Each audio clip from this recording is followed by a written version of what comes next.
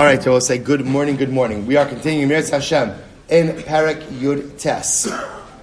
We actually, we didn't finish Fridays. So we're picking up Parak Yud Tes, Benefesh. So remember again, we're talking about the midah of Chasidus. So in the midah of Chasidus, we've seen what does it mean to be a Chasid. To be a Chasid, we'll say if you're following along in the Hebrew version, the Hachzek version, it's page 105. Page 105. Page 105, second paragraph down. In the Hebrew. Page 105, second paragraph down. So we'll say, Benefesh, remember again, in Chasidus, what have we been talking about? In Chasidus, we've been focusing on what does it mean to be a Chasid. To be a Chasid means to go above and beyond. To go above and beyond. Ultimately, again, we spoke about there are three levels of Chasidus. You could be a Chasid b'maisa in actions, a Chasid ultimately, again, in the manner in which you perform those actions, and a Chasid with kavanah, with your intentions. In the world of Maisa, in the world of actional Chasidus, there's two levels. Bein Adam Lamakom, Bein Adam Lechavero. Bein Adam Lamakom, I understand, mitzvos are an expression of divine intent, what HaKadosh Baruch Hu wants. Once what HaKadosh Baruch Hu wants, I have the ability to go above and beyond expectations, exceed expectations. Now we're focused on Bein Adam Lechavero. So Benefesh, what does it mean to go above and beyond when it comes to the Nefesh with the soul of your friend? I will say, whatever you can do to give Koras Ruach, I will say Koras Ruach is one of those beautiful words. Koras Ruach means, how would you translate Koras Ruach? A quietude, a sense of tranquility. Whatever you could do to give a sense of tranquility to your friend, bein b'inyonei hakavid, bein b'chol sharin yonim, kamashu yodeh shem yaseh lechaveru mekabel nachas ruach mero. We'll say, whatever you could do for a person, to give them nachas ruach, inner quietude, inner tranquility, to make them happy, mitzvahs chasidus ulasoso. So we'll say, remember, a tzaddik, what does a tzaddik do? A tzaddik is, Hashem gives me mitzvos bein adam lechavero, I'm going to fulfill those mitzvos. What does a chassid do? A chassid goes above and beyond. Whatever I could do to give happiness to another person, whatever I could do to settle another person, to give calm and serenity to another person, to make another person feel, I said I'm going to do. I will say, it goes without saying that I avoid doing things that will give another person tsar. So both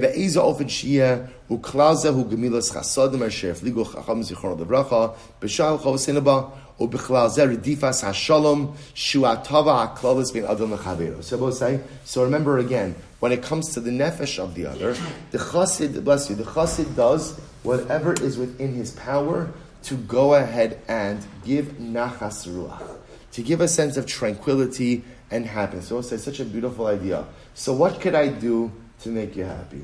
I will say, what could I do to make you feel settled? What could I do to make you feel at ease? So again, certainly it's the avoidance of anything that's going to give you tsar. Right? Certainly it's the avoidance of anything that's going to cause you pain. But it's more than that. It's chesed. What could I do for you on a chesed level? I will say, Redifa Shalom, running after peace. Running after peace. What could I do to affect shalom within my relationships? That's what a chesed looks for. V'ata. So we'll say, so now we finished this section, right? In this section now, the Ramchal has outlined for us, right? I will say the first element of Chasidus, which is in Maisa, actional Chasidus. And actional Chasidus, again, manifests itself in my actions, bein Adam Lamakom, and my actions, bein Adam Lechavero. Those are the two components. Now I will say the Ramchal, I want to bring you some examples. These are great. So we'll say, here we go. Beperek B'nei Ha'ir, we'll say, I love these Gemaras. Amru, Shel Talmidim Rabbi Zakkai, Bameh Ha'arachta Yomim. So we'll say, so the truth is, these Gemaras are so beautifully profound. The Gemara Masechtas Megillah has a number of them. They also appear in Shabbos. These Gemaras where students ask their Rebbe, Bameh Ha'arachta Yomim, to what do you attribute your longevity? To what do you attribute your longevity? Right? In other words, Baruch Hashem, you've lived a long life. What do you attribute your longevity to? So I'll say, Amar Lahem, listen to this. Miyamai lo hishtanti b'soch arba amos shel tefillah.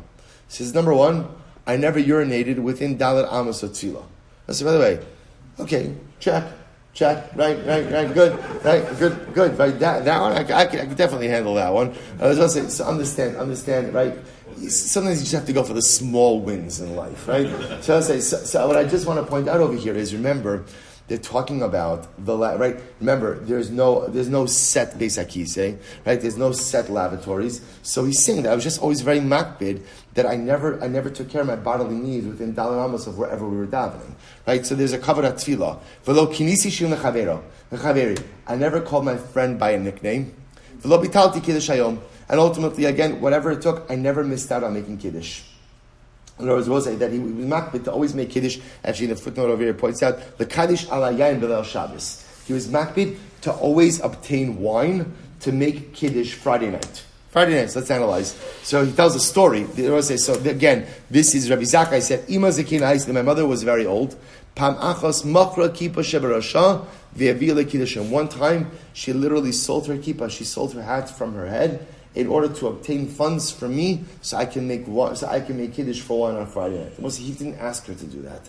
She did that of her own volition. So watch this. So the Gemara, so now the Ramchal points out over here, embedded in this. So I just want to point out, the students of Rabbi Zakkai are saying, Rebbe, to what do you attribute your longevity?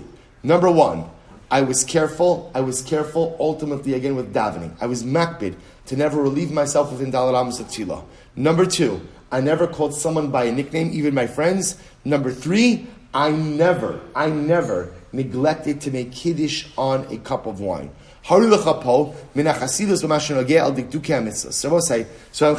about this. So you see from here an incredible chasidus in terms of adherence to the details of mitzvahs.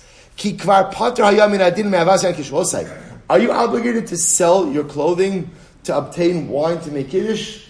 No, there's no obligation like that. The most first you can make kiddush on challah, right? There's no obligation like that. Rabbi said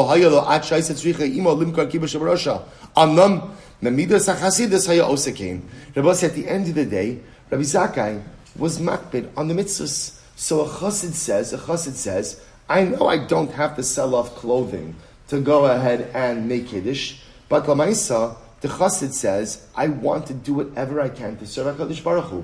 So the chassid goes above and beyond expectations and does whatever has to get done in order to serve my God in the appropriate way. So that was chasidus bein adam lamakom.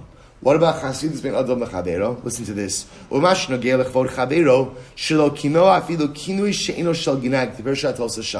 listen to this. Bein adam lechavero, he made sure to never call his friend by a nickname. Now, I will say, it goes without saying a nickname that's disparaging, right? We're not even talking about that, right? This is even a nickname that's not disparaging. Still, Rabbi Zakkai was makbid to not call his friend by a nickname. Not going to use a nickname for someone. For Rav Huna, gam ken kasher gemi, shalavusho, lefi shem machar hemanyo, liknos kiddush. So, but just another example. We'll say, Rav Huna sold his belt in order to obtain wine to go ahead and make kiddush. Right? He used the reed as a belt. He sold his belt. Another example.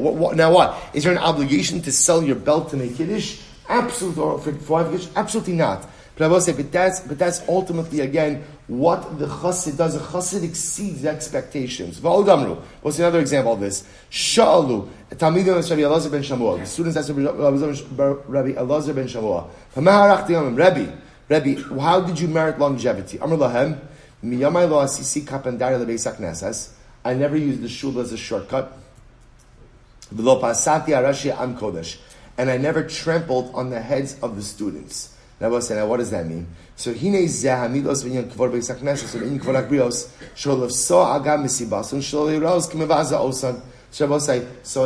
mean you never trampled on the heads of the students? So, remember, the students used to sit on the ground when the Rebbe would give shiur. So what would happen? Rabbi Elazar ben Shmuel was saying, I never came late to shiur. Because if I came late to shiur, what would happen? I would end up look like walking on top of the Talmidim. So I was always makbid to get there before the Talmidim, so it would never have the appearance of walking on top of them. Now I will say once again, would Rabbi Elazar ben Shamua be warranted in walking in after Talmidim? Of course. But he was makbid not to do anything that should be perceived as a slight to the dignity of the other.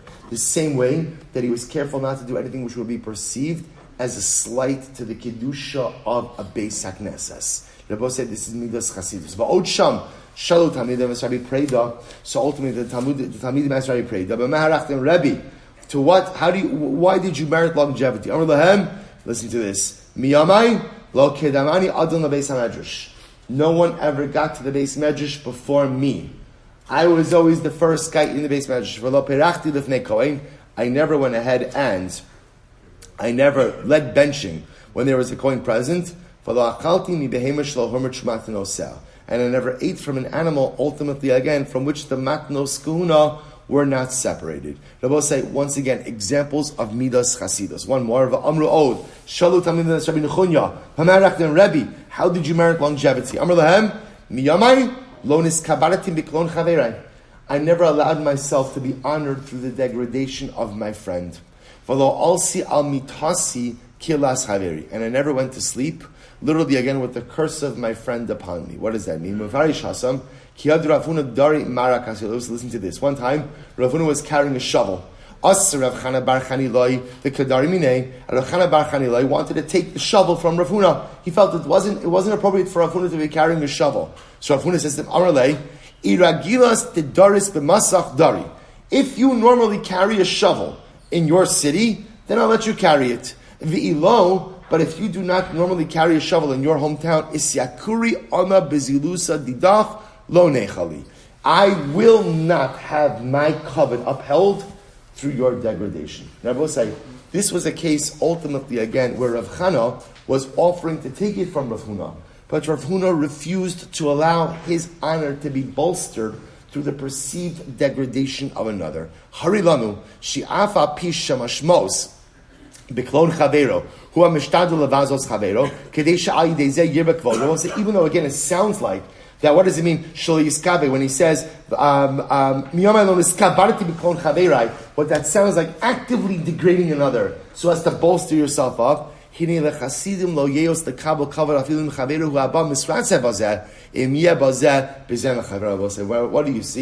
chassid does not want any form of kavod.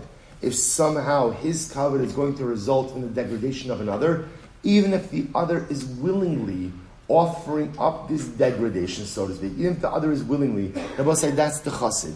The chassid does not want anything negative happening towards another to him. So Rabbi say, so again, we'll see, when it's stop over here today, we'll see more examples of this, but the takeaway message is, this is all chasidus b'maisa, actional chasidus. And the actional chasidus represents transcending, or I should say, exceeding expectations, both in the realm of bin adam l'makom and bin adam l'chaver. Rabbi say, Shkoyach.